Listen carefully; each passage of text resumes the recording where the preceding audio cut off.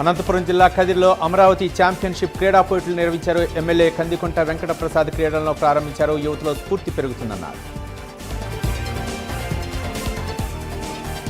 పటాన్చేరిలో ఎస్ఐఆర్పై అవగాహన కోసం ఆధార్ ఏర్పాటు చేశారు. ఇక ఎమ్మెల్యే గూడెం మహిపాల్ రెడ్డి జెండా ఊపి ప్రారంభించారు.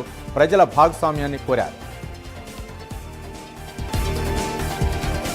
బల్కంపేట ఎల్లమ్మ రథోత్సవం ఆలస్యంపై కోట నీలిమ ఆగ్రహించారు. కాంగ్రెస్ ప్రభుత్వంపై బురద జల్లే కుట్ర అన్నారు. భక్తుల మనోభావాలు దెబ్బతీయాలని చూస్తున్నారని మండిపడ్డారు.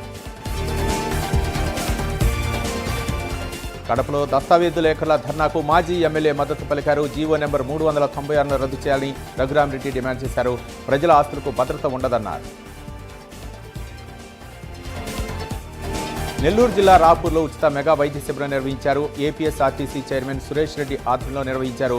ప్రయాణికులు సిబ్బందికి పరీక్షలు చేశారు. తిరుమలలో నిఘా వైఫల్యంపై మాజీ ఎంపీ భరత్ ఆగ్రహించారు. 7వ మైలు వద్ద విగ్రహం చోరీపై టీటీడీని ప్రశ్నించారు. మాజీ చైర్మన్ కోమన ప్రశ్నిస్తే మేలుకుంటారన్నారు.